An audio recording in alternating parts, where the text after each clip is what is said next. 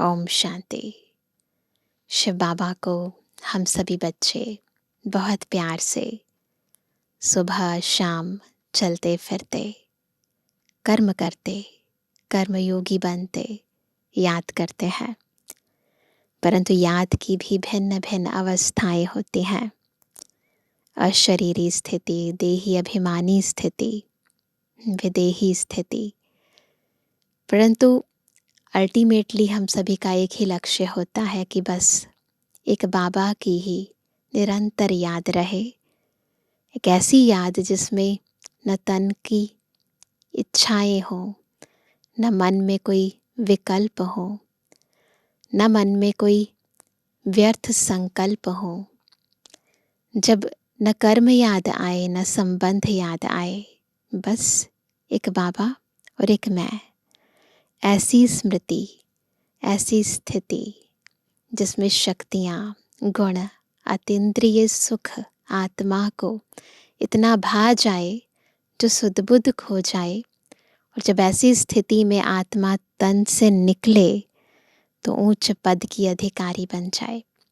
आज की मुरली हमें हमारी उस अवस्था तक पहुंचाने के लिए बहुत सारे गाइडलाइंस दे रही है, बहुत सारी प्रक्रियाएं बता रही हैं। ध्यान से सुनेंगे बाबा के मधुर महावाक्य। आज है 30 तारीख 30 अप्रैल 2025। बाबा के महावाक्य हैं, मीठे बच्चे, बाप तुम्हें पुरुषोत्तम बनाने के लिए पढ़ा रहे हैं। याद रखेंगे लक्ष्य क्या है? पुरुषोत्तम बनना। तुम अभी कनिष्ठ से उत्तम पुरुष बनते हो। सबसे उत्तम है देवताएं। प्रश्न है, यहाँ तुम बच्चे कौन सी मेहनत करते हो जो सतयुग में नहीं होगी? है कोई ऐसी मेहनत? बहुत अच्छी मेहनत करते हैं जो सतयुग में नहीं करनी पड़ती। उत्तर है, यहाँ देह सहित देह के सब संबंधों को भूल आत्म अभिमानी हो।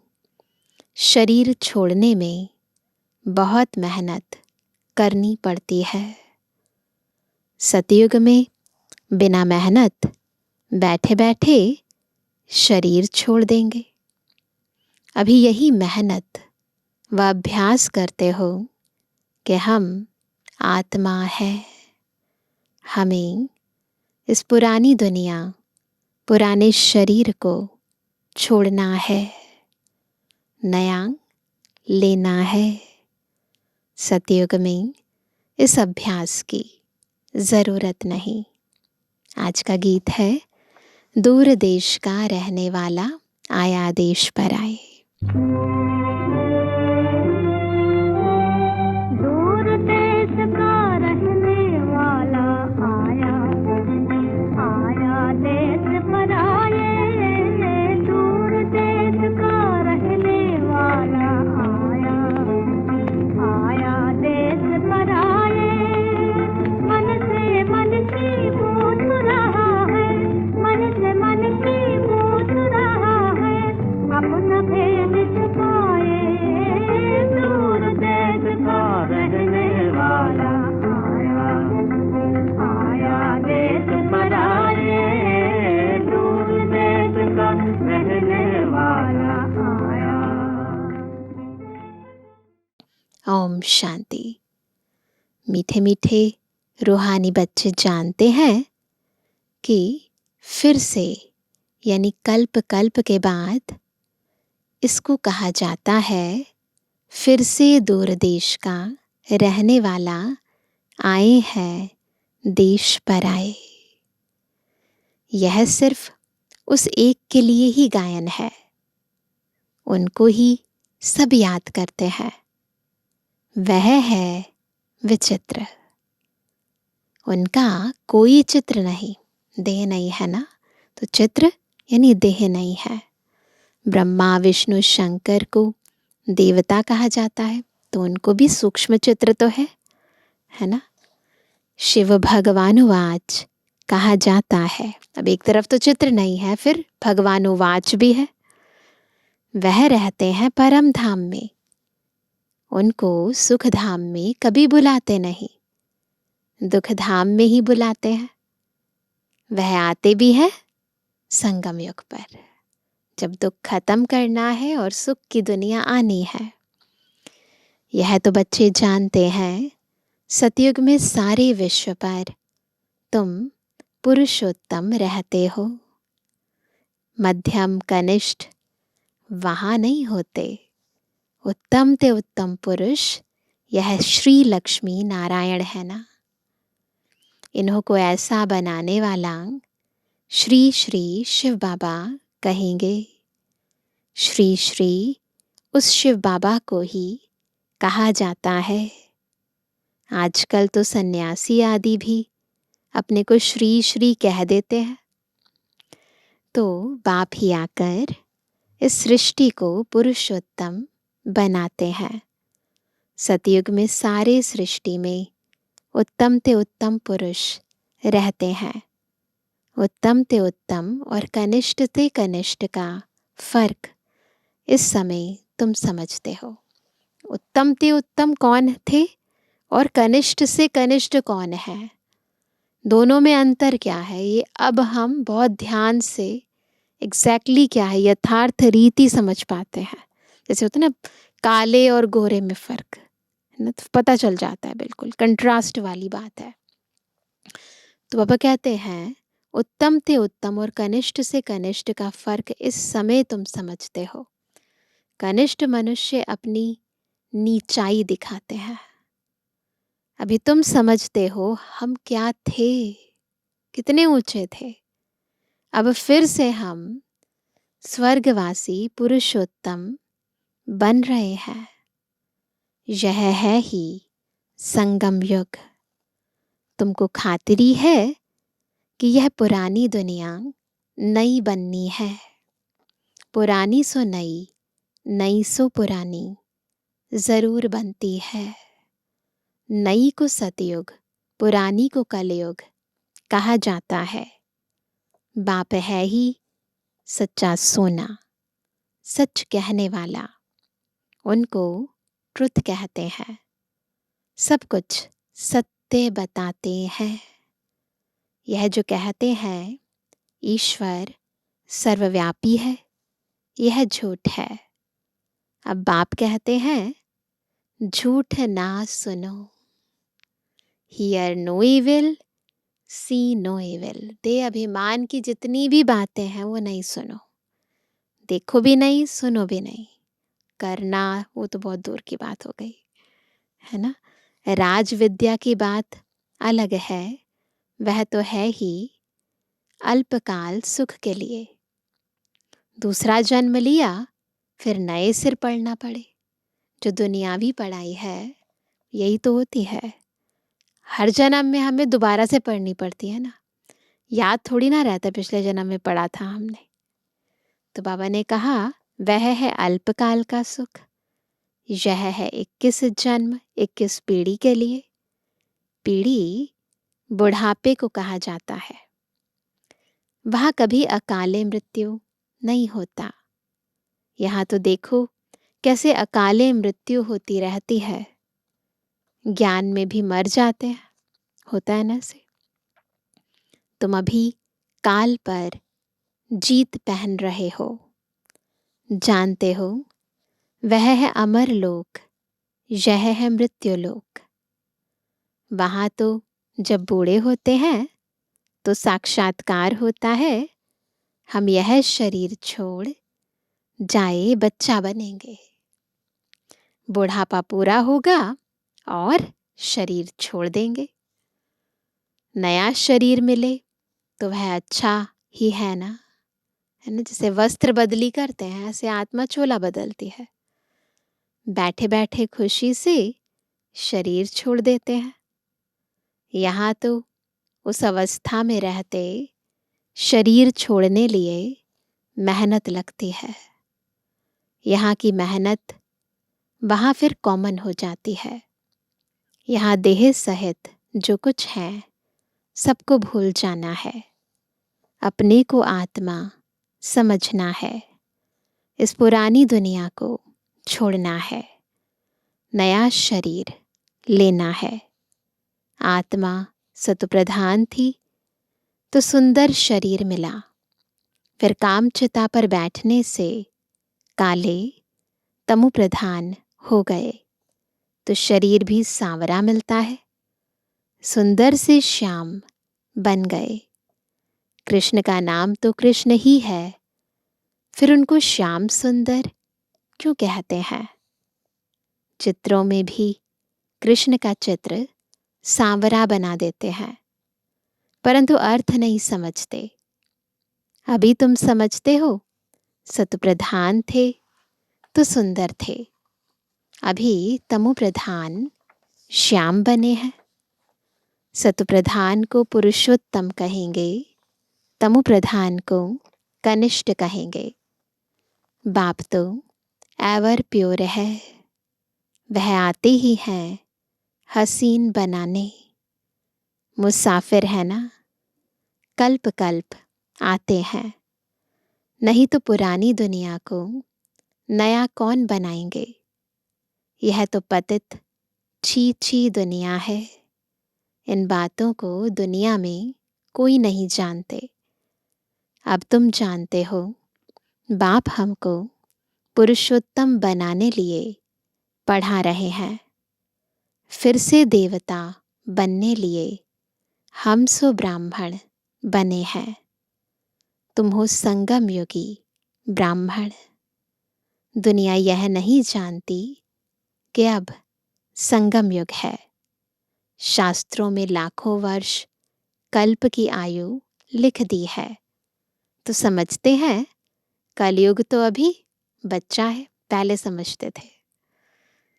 अभी तुम दिल में समझते हो, हम यहाँ आए हैं उत्तम ते उत्तम, कलयुगी पतित से सतयुगी पावन, मनुष्य से देवता बनने लिए। बाबा बार बार कई बार मुरली में हमें रिवाइज कराते हैं, याद रखो अपना लक्ष्य, क्या बनने के लिए आए हो। ग्रंथ में भी महिमा है, क्या कहते हैं, मूत पलीती कपड़ धोए। कितने गंदे कपड़े बाबा धोते हैं, है ना। तो आत्मा को भी धोते हैं और शरीर को भी धो देते हैं। तो बाबा कहते हैं परंतु ग्रंथ पढ़ने वाले भी अर्थ नहीं समझते। इस समय तो बाप आकर सारी दुनिया के मनुष्य मात्र को साफ करते हैं, बिल्कुल क्लीन कर देते हैं। दुनिया ही साफ सुथरी हो जाती है, पवित्र हो जाती है। तुम उस बाप के सामने बैठे हो, बाप ही बच्चों को समझाते हैं। यह रचता और रचना की नॉलेज और कोई जानते ही नहीं। बाप ही ज्ञान का सागर है, वह सत्य है, चैतन्य है, अमर है, पुनर्जन्म रहित है, शांति का सागर, सुख का सागर, पवित्रता का सागर है। उनको ही बुलाते हैं कि आकर यह वर्षा दो। तुमको अभी बाप 21 जन्मों के लिए वर्षा दे रहे हैं। यह है अविनाशी पढ़ाई। पढ़ाने वाला भी अविनाशी बाप है। आधा कल्प तुम राज्य पाते हो, फिर रावण राज्य होता है। आधा कल्प है राम राज्य, आधा कल्प है रावण राज्य। प्राणों से प्यारा एक बाप ही है, क्योंकि वही तुम बच्चों को सब दुखों से छुड़ाए अपार सुख में ले जाते हैं। तुम निश्चय से कहते हो वह हमारा प्राणों से प्यारा पारलौकिक बाप है। कहते हैं ऐसे। बाबा कौन है प्राणों से प्यारा बाबा? प्राण आत्मा को कहा जाता है। सब मनुष्य मात्र उनको याद करते हैं, क्योंकि आधा कल्प के लिए दुख से छुड़ाए शांति और सुख देने वाला बाप ही है। अनुभव किया ना आत्माओं ने, इसीलिए फिर शब्दों के माध्यम से, आरतियों के माध्यम से उसकी महिमा करते हैं। तो प्राणों से प्यारा हुआ ना। सोचो, आधा कल्प जो हमें दुखों से छुड़ा दे, सुख और शांति दे दे, कितना प्यारा होना चाहिए, उसको कितना प्यार करना चाहिए, है ना। तो प्राणों से प्यारा हुआ ना। तुम जानते हो सतयुग में हम सदा सुखी रहते हैं, बाकी सब शांति धाम में चले जाएंगे। फिर रावण राज्य में दुख शुरू होता है। दुख और सुख का खेल है। मनुष्य समझते हैं यहाँ ही अभी अभी सुख है, अभी अभी दुख है, परंतु नहीं। तुम जानते हो स्वर्ग अलग है, नर्क अलग है। स्वर्ग की स्थापना बाप राम करते हैं, नर्क की स्थापना रावण करते हैं, जिसको वर्ष वर्ष जलाते हैं। परंतु क्यों जलाते हैं, क्या चीज है, कुछ नहीं जानते। कितना खर्चा करते हैं, कितनी कहानियां बैठ सुनाते। राम की सीता भगवती को रावण ले गया। मनुष्य भी समझते हैं ऐसा हुआ होगा, सोचते ना रियलिटी में ही ऐसा हुआ होगा। अभी तुम सबका ऑक्यूपेशन जानते हो। यह तुम्हारी बुद्धि में नॉलेज है ना। इन सब कथाओं के पीछे क्या आध्यात्मिक अर्थ है ये अब हम समझते हैं। सारे वर्ल्ड की हिस्ट्री ज्योग्राफी को कोई भी मनुष्य मात्र नहीं जानते होंगे, बाप ही जानते हैं। उनको वर्ल्ड का रचयिता भी नहीं कहेंगे। वर्ल्ड तो है ही, नहीं तो अनादि है ना। बाप सिर्फ आकर नॉलेज देते हैं कि यह चक्र कैसे फिरता है। भारत में इन लक्ष्मी नारायण का राज्य था, फिर क्या हुआ पता है सबको। देवताओं ने कोई से लड़ाई की क्या, है ना, किसी से नहीं लड़ाई की, कुछ भी नहीं। शास्त्रों में बहुत सारी दंत कथाएं लिखाई है ना, ऐसा कुछ हुआ नहीं है। आधा कल्प बाद रावण राज्य शुरू होने से देवताएं वाम मार्ग में चले जाते हैं, उल्टा रास्ता अपना लेते हैं। बाकी ऐसे नहीं कि युद्ध में कोई ने हराया, ऐसा कुछ नहीं हुआ। लश्कर आदि की कोई बात नहीं, कोई स्थूल युद्ध नहीं हुई है ना। विकारों से हार गए, है ना, फिर विकारों पर जीत पाई। न लड़ाई से राज्य लेते हैं न गवाते हैं। यह तो योग में रह पवित्र बन, पवित्र राज्य तुम स्थापन करते हो। बाकी हाथ में कोई चीज नहीं। यह है डबल अहिंसा। एक तो पवित्रता की अहिंसा, दूसरा तुम किसको दुख नहीं देते। सबसे कड़ी हिंसा है काम कटारी की, जो ही आदि मध्य अंत दुख देती है। रावण के राज्य में ही दुख शुरू होता है, बीमारियां शुरू हो जाती हैं। कितनी ढेर बीमारियां हैं, अनेक प्रकार की दवाइयां निकलती रहती हैं, है ना। जितनी बीमारियां उससे कई गुना ज्यादा दवाइयां।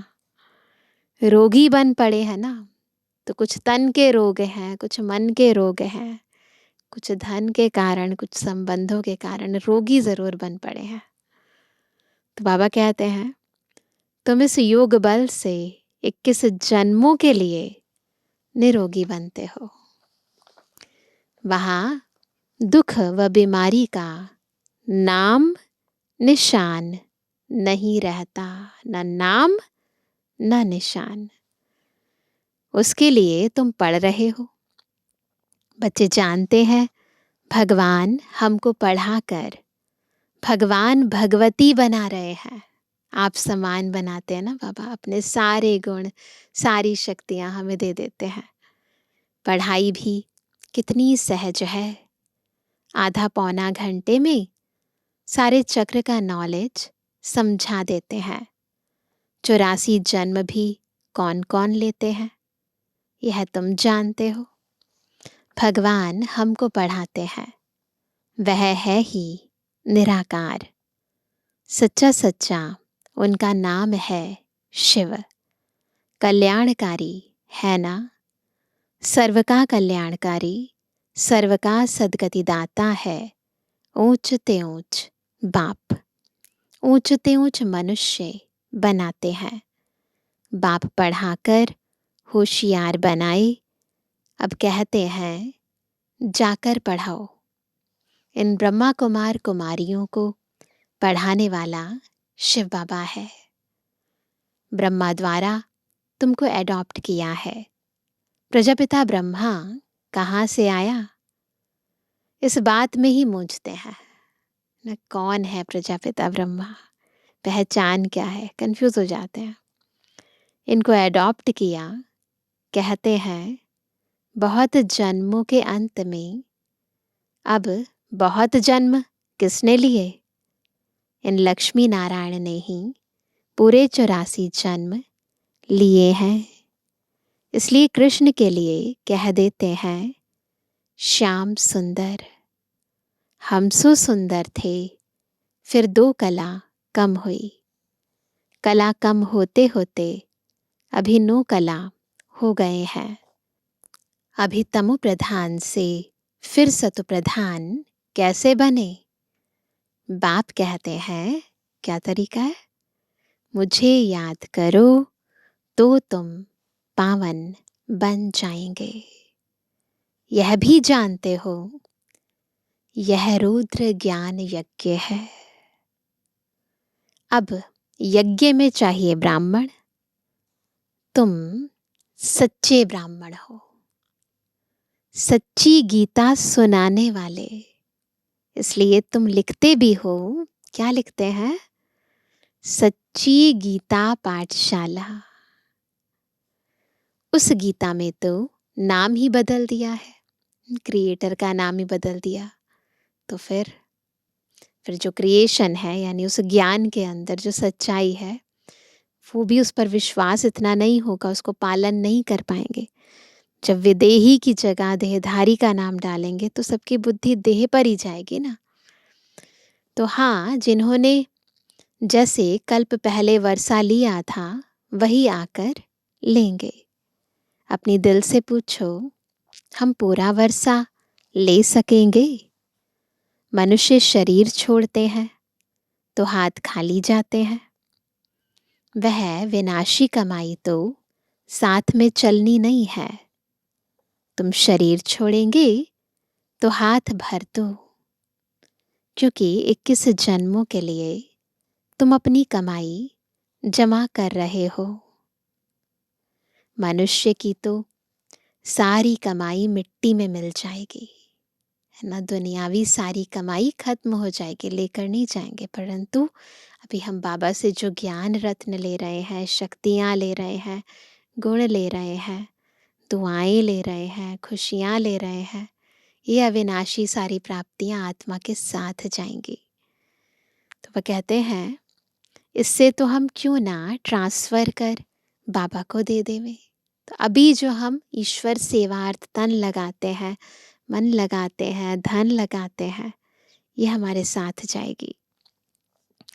जो बहुत दान करते हैं वह तो दूसरे जन्म में साहूकार बनते हैं, ट्रांसफ़र करते हैं ना। अभी तुम 21 जन्मों के लिए नई दुनिया में ट्रांसफ़र करते हो। तुमको रिटर्न में 21 जन्मों के लिए मिलता है। वह तो एक जन्म लिए अल्पकाल के लिए ट्रांसफ़र करते हैं। तुम तो ट्रांसफ़र करते हो 21 जन्मों के लिए। बाप तो है ही दाता। यह ड्रामा में नोंद है। जो जितना करते हैं वह पाते हैं। वह इनडायरेक्ट दान पुण्य करते हैं तो अल्पकाल के लिए रिटर्न मिलता है। यह है डायरेक्ट। अभी सब कुछ नई दुनिया में ट्रांसफ़र करना है। इनको यानी ब्रह्मा को देखा, कितनी बहादुरी की। तुम कहते हो सब कुछ ईश्वर ने दिया है। अब बाप कहते हैं यह सब हमको दो, हम तुमको विश्व की बादशाही देते हैं। देखो, ये तो गारंटी है। बाबा ने तो फट से दे दिया, सोचा नहीं। ब्रह्मा बाबा ने तो बिल्कुल छाटको होते हैं ना, बिल्कुल तुरंत दे दिया। शिव बाबा ने कहा और ब्रह्मा बाबा ने सफल कर दिया, फुल पावर दे दी। हमको विश्व की बादशाही मिलती है। नशा चढ़ गया, वह नशा चढ़ गया। बच्चों आदि का कुछ भी ख्याल नहीं किया। ये बहुत बड़ी बात होती है। समाज के अंदर रहते हैं तो कई बार सोचते हैं ना कि ये प्रॉपर्टी तो बच्चों को देनी चाहिए ना, तो नहीं, बाबा ने कुछ नहीं ख्याल किया। देने वाला ईश्वर है तो फिर किसी का रिस्पॉन्सिबल थोड़ी रहे। 21 जन्म के लिए ट्रांसफर जैसे करना होता है इस बाप को। तो बाबा कहते इस बाप को, यानी ब्रह्मा बाबा को देखो, फॉलो फादर। प्रजापिता ब्रह्मा ने किया ना। ईश्वर तो दाता है, वो तो देने वाला है। उसने इनसे कराया। तुम भी जानते हो, हम आए हैं बाप से बादशाही लेने, तो हम भी आए हैं तो हमें भी तो सफल करना है ना, ब्रह्मा बाबा जैसे। दिन प्रतिदिन टाइम थोड़ा होता जाता है, आफतें ऐसी आएंगी, बात मत पूछो। व्यापारियों का सांस तो मुट्ठी में रहता है ना। पैसे जाएंगे, सांस है ना नीचे हो जाएगी, आएंगे तो ऊपर हो जाएगी। तो उनके अंतर मन का, सांसों का, हृदय का ग्राफ धन के ऊपर आधारित होता है। कोई जमघट ना आ जाए, सिपाही का मुंह देख मनुष्य बेहोश हो जाते हैं। आगे चल बहुत तंग करेंगे, सोना आदि कुछ भी रखने नहीं देंगे। बाकी तुम्हारे पास क्या रहेगा? हमारे पास जो रहेगा ना, वो साथ जाएगा। पैसे ही नहीं रहेंगे जो कुछ खरीद कर सको, नोट आदि भी चल ना सके। राज्य बदल जाता है, पिछाड़ी में बहुत दुखी हो मरते हैं। फिर बहुत दुख के बाद फिर सुख होगा ना। अति होती है, अंत होता है, फिर आदि होती है। तो बाबा कहते हैं यह है खूने नाहेक खेल। नेचुरल कैलेमिटीज भी होंगी। इससे पहले बाप से पूरा वर्षा तो ले लेना चाहिए। भल घूमो फिरो, सिर्फ बाप को याद करते रहो तो पावन बन जाएंगे। बाकी आफतें बहुत आएंगी, बहुत हाय हाय करते रहेंगे। तुम बच्चों को अभी ऐसी प्रैक्टिस करनी है। कैसी प्रैक्टिस? जो अंत में एक शिव बाबा ही याद रहे, उसकी याद में ही रहकर शरीर छोड़ें और कोई मित्र संबंधी आदि याद न आए। यह प्रैक्टिस करनी है। कर सकते हैं ऐसी प्रैक्टिस, कुछ भी याद ना आए, बाप को ही याद करना है और नारायण बनना है। यह प्रैक्टिस बहुत करनी पड़े, नहीं तो बहुत पछताना पड़ेगा। बहुत प्रैक्टिस करनी है, नहीं तो बहुत पछताना पड़ेगा। और कोई की याद आए तो नापास हुआ, है ना। जो पास होते हैं वही विजय माला में पिरोए जाएंगे। अपने से पूछना चाहिए, बाप को कितना याद करते हैं? कुछ भी हाथ में होगा तो वह अंत काल याद आएगा, है ना। कुछ भी, एक है स्थूल हाथ, फिर ये सूक्ष्म हाथ में होगा ना, बुद्धि में, मन में कुछ भी होगा ना तो याद आएगा। हाथ में नहीं होगा तो याद भी नहीं आएगा, तो पहले ही छोड़ दो ना। तो बिल्कुल मन बुद्धि से हर चीज से न्यारे हो जाओ, उपराम हो जाओ। बाप कहते हैं हमारे पास तो कुछ भी नहीं है, यह हमारी चीज नहीं है। उस नॉलेज के बदले यह लो तो 21 जन्म के लिए वर्षा मिल जाएगा। दुनियावी नॉलेज के बदले अगर ये ज्ञान उठाएंगे, बाबा कहते 21 जन्मों के लिए वर्षा मिलेगा। नहीं तो स्वर्ग की बादशाही गवा देंगे। तुम यहाँ आते ही हो बाप से वर्षा लेने। बार बार याद दिलाते हैं बाबा, पावन तो जरूर बनना पड़े। तो ये तो सबसे इम्पोर्टेंट है ना, योगी बनो पवित्र बनो, दोनों चीजें चाहिए। नहीं तो सजा खाकर हिसाब किताब चुकतू कर जाएंगे, पद कुछ नहीं मिलेगा। श्रीमत पर चलेंगे तो कृष्ण को गोद में लेंगे। कहते हैं ना, कृष्ण जैसा पति मिले व बच्चा मिले। कोई तो अच्छी रीति समझते हैं, कोई तो फिर उल्टा सुल्टा बोल देते हैं। अच्छा मीठे मीठे सिक्के जवानी बच्चों पिटवानी बाप दादा का दिल जान सको प्रेम से नंबरवार प्रसाद अंसार यादगार और बुलवानी। रूहानी बच्चों की रूहानी बाप दादा को गुड मॉर्निंग, नमस्ते नमस्ते नमस्ते। धारणा के लिए मुख्य सार पहला, जैसे ब्रह्मा बाबा ने अपना सब कुछ ट्रांसफर कर फुल पावर बाप को दे दी, सोचा नहीं, ऐसे फॉलो फादर कर 21 जन्मों की प्रारब्ध जमा करनी है। दूसरा, प्रैक्टिस करनी है अंत काल में एक बाप के सिवाय और कोई भी चीज याद न आए। हमारा कुछ नहीं, सब बाबा का है। अल्फ और बे इसी स्मृति से पास हो विजय माला में आना है। वरदान है मनसा पर फुल अटेंशन देने वाले। मनसा पर क्या चल रहे हैं हमारे विचार, तो इस पर फुल अटेंशन देने वाले चढ़ती कला के अनुभवी विश्व परिवर्तक भव। चढ़ती कला कब होगी, विश्व परिवर्तन कब कर पाएंगे, जब मनसा पर अटेंशन देंगे। तो ये आधार है। अब लास्ट समय में मनसा द्वारा ही विश्व परिवर्तन के निमित्त बनना है। इसलिए अब मनसा का एक संकल्प भी व्यर्थ हुआ तो बहुत कुछ गवाया।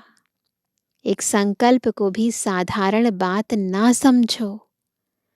वर्तमान समय संकल्प की हलचल भी बड़ी हलचल गिनी जाती है, क्योंकि अब समय बदल गया, पुरुषार्थ की गति भी बदल गई।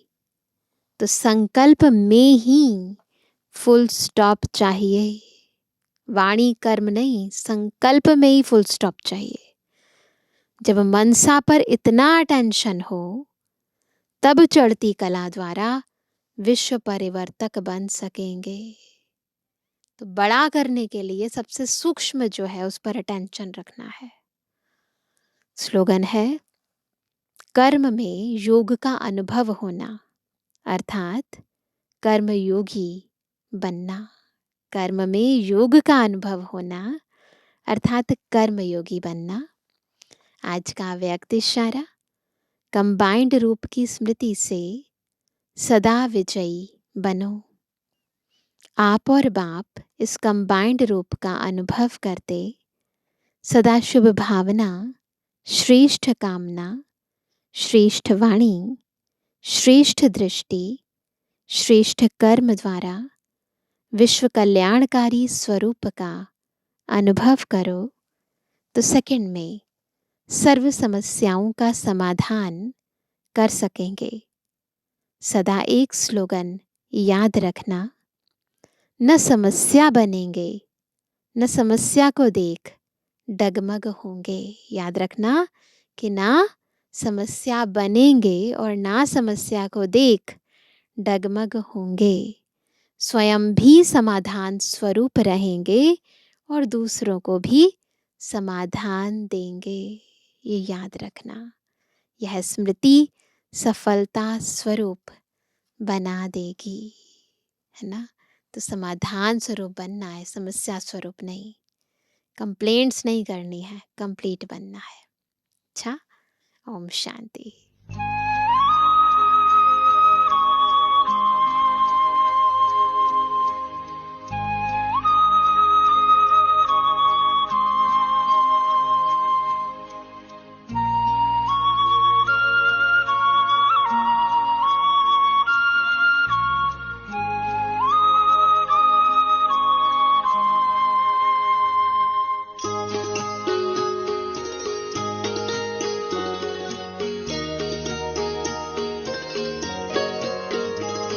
खिला है मन का चमन हमारे, मिला है माली आप सा।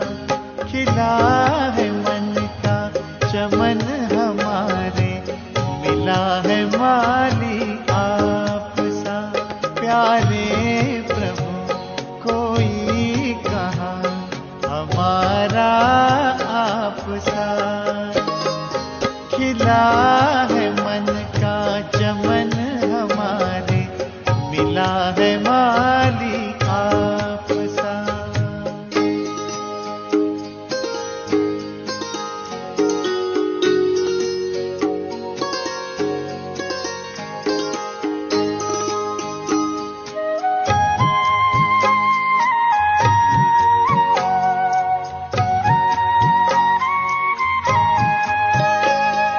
ज्ञान का है बीज बोया, त्याग की कल में लगाई। ज्ञान का है बीज बोया, त्याग की कल में लगाई। बिखरा है वैराग्य सौरभ, तप की जब बेलें उगाई। बन गया जीवन तपोवन, बागबां मिला है आप सा। प्यारे प्रभु कोई कहाँ हमारा आप सा।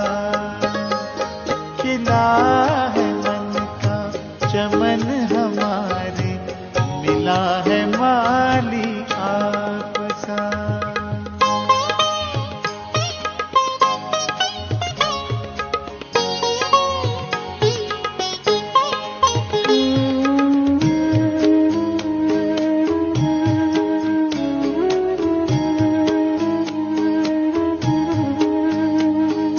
पलकों में पलते हैं पाए, प्यार हर संबंध का।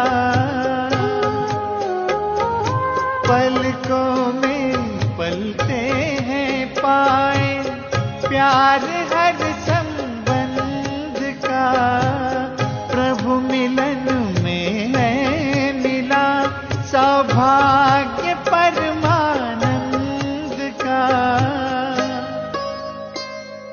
क्यों न गुल गुलजार हो पाके सहारा आपका। प्यारे प्रभु कोई कहाँ हमारा आप सा। खिला है मन का चमन हमारे, मिला है माली आप सा।